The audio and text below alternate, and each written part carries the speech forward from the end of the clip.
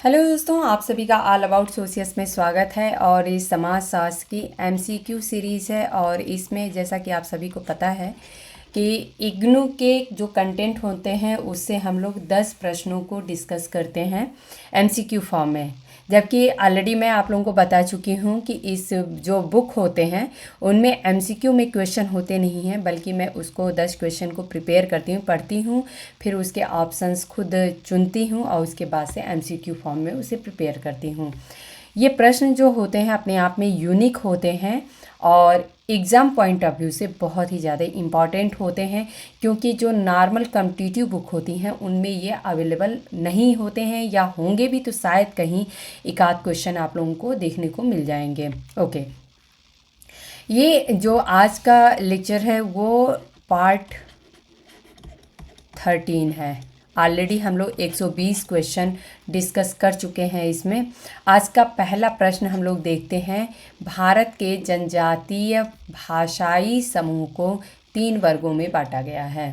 तो यहाँ पे ये तो क्लियर हो चुका है कि भारत के जो जनजातीय भाषाई समूह हैं उनको 3 वर्गों में बांटा गया है, लेकिन निम्नलिखित में से कौन सा नहीं है। तो यहाँ पे आप लोगों को 4 ऑप्शन दिख रहा है: द्रविड़, आस्ट्रिक, तिब्बती चीनी और आर्यन। इन चारों में से कौन सा नहीं है? तो द्रविड़ है, आस्ट्रिक भी है, तिब्बती चीनी भी है, आर्यन जो है वो नहीं है। तो ये इसका करेक्ट आंसर है। अगला प्रश्न हम लोग देखते हैं। संथाली भाषा आंदोलन था, तो इसमें आखिर में जो संथाली भाषा आंदोलन हुआ था वो आखिर में था क्या? तो सामाजिक गतिशीलता आंदोलन था, या फिर राजनीतिक आंदोलन था, सांस्कृतिक आंदोलन, या फिर आर्थिक आंदोलन था? तो इसमें से संथाली भाषा आंदोलन जो है वो सामाजिक गतिशीलता आंदोलन था। और वो कैसे था ये भी मैं बता देती हूँ।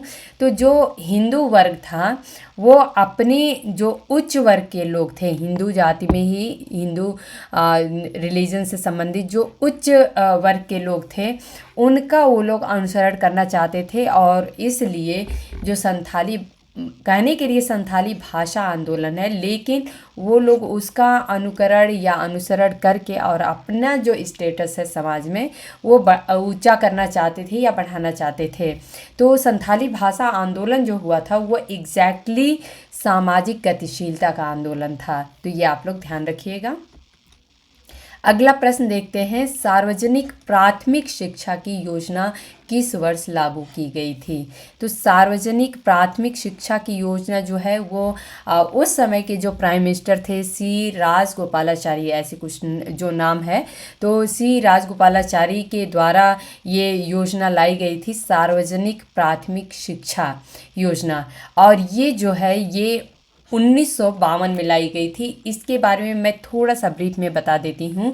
इस योजना के अंतर्गत क्या हुआ था कि ऐसा हुआ था कि कुछ 3 या 4 घंटे का कुछ टाइम है, शायद मोस्टली 4 आवर्स का है। 4 घंटे जो है वो लोग या 1 हाफ हाफ मान सकते हैं, जो विद्यालय का टाइम होता है। तो एक जो हाफ होता है लंच के पहले का समय, उस समय में वो लोग पढ़ाई करेंगे जो बच्चे होंगे, और बाद का जो समय होता है उस समय में वो लोग अपने जो पुश्तैनी व्यवसाय होता है उस व्यवसाय को, ये अपना जो कौशल है उसको सीखेंगे। तो इसका हालांकि बहुत ही बड़े पैमाने पे ये कहें आलोचना भी हुई थी, विरोध भी हुआ था, लेकिन यहाँ पे आप लोगों को ये जानना ज़रूरी है कि सार्वजनिक प्राथमिक शिक्षा की जो योजना है वो 1952 में लाई गई थी, और उस समय जो प्राइम मिनिस्टर थे सी राजगोपालाचारी थे। ओके, अगला प्रश्न है यहाँ पे, ऑपरेशन ब्लू स्टार का संबंध किस धर्म से है? तो ऑपरेशन ब्लू स्टार आप लोग सुने होंगे, मोस्टली आई थिंक आप लोगों में से ये नोन होंगे, इससे फेमिलियर होंगे कि ऑपरेशन ब्लू स्टार क्या था। ये यहाँ पे 4 ऑप्शन दिया गया: हिंदू धर्म, मुस्लिम धर्म, सिख धर्म, ईसाई धर्म। इसमें से जो करेक्ट आंसर है वो है सिख धर्म। और यहाँ पे मैं बता दूँ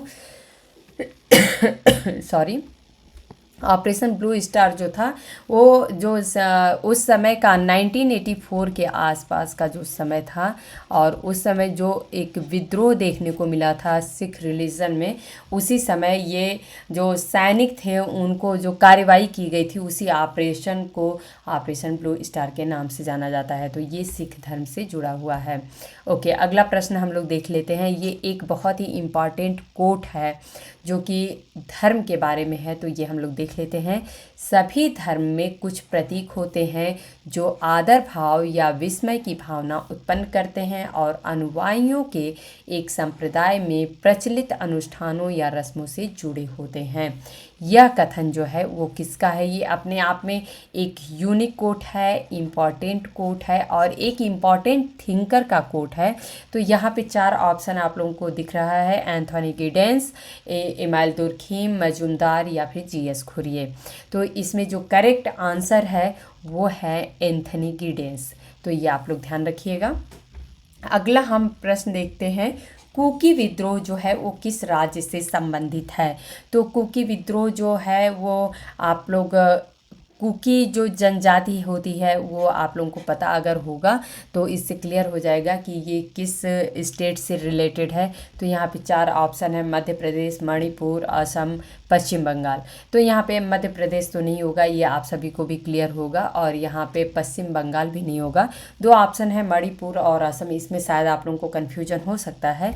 तो कुकी जो है वो मणिपुर से संबंधित है।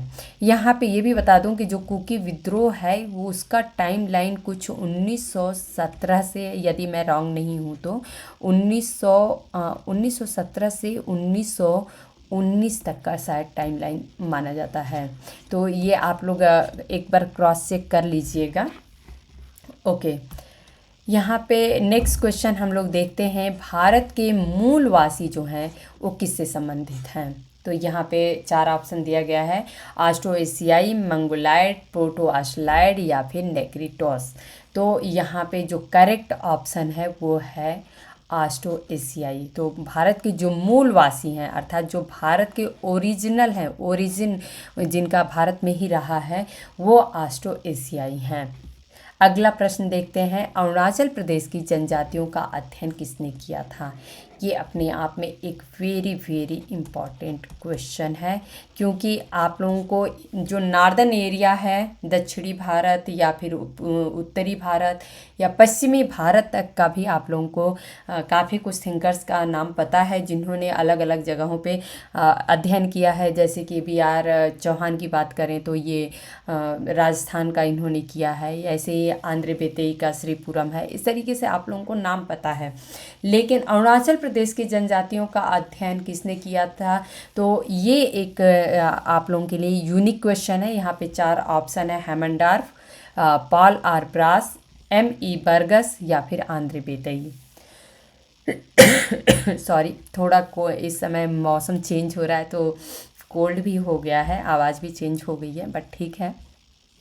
यहाँ पे जो करेक्ट ऑप्शन है वो है हेमनडार्फ। तो ये आप लोग याद रखिएगा कि हेमनडार्फ ने अरुणाचल प्रदेश की जनजातियों का अध्ययन किया था। ओके, अगला प्रश्न देखते हैं। एक इम्पॉर्टेंट बुक है ये, इंडियाज़ लिविंग लैंग्वेज। ये लैंग्वेज पे ही है। तो इंडियाज़ लिविंग लैंग्वेज नामक कृति जो है वो किसकी है? यहाँ पे आप लोगों को 4 नाम दिख रहे हैं, Robert D King, Krishna Suri, BR Chauhan या फिर RS गुप्ता। तो इसमें जो करेक्ट आंसर है वो है कृष्णा सूरी। ये आप लोग ध्यान रखिएगा, नोट डाउन कर लिया करिएगा ऐसे फैक्ट्स, क्योंकि कभी कभी एग्ज़ाम में इस टाइप के जो क्वेश्चन पूछ दिए जाते हैं जो कि हमें पहले नहीं पता होते हैं। ये इग्नू के बुक में जो हम जैसे कि कोई टॉपिक उठाते हैं, पढ़ते हैं, तो लास्ट में सारे थिंकर्स की बुक का रेफरेंस दिया रहता है कि कौन सी बुक जो है वो किस थिंकर के द्वारा लिखी गई है, और उन्हीं सारे बुक से इसमें कंटेंट लिया गया रहता है।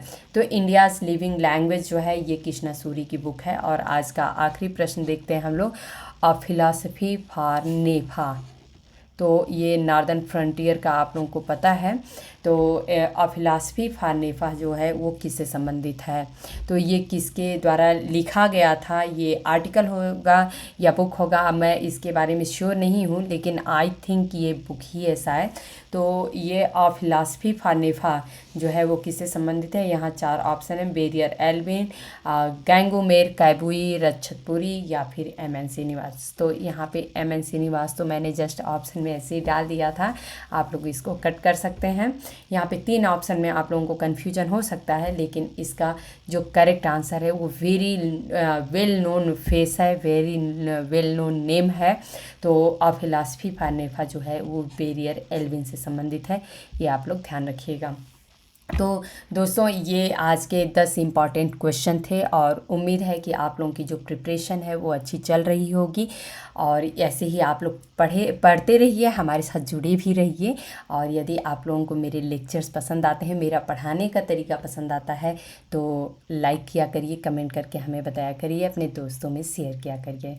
धन्यवाद।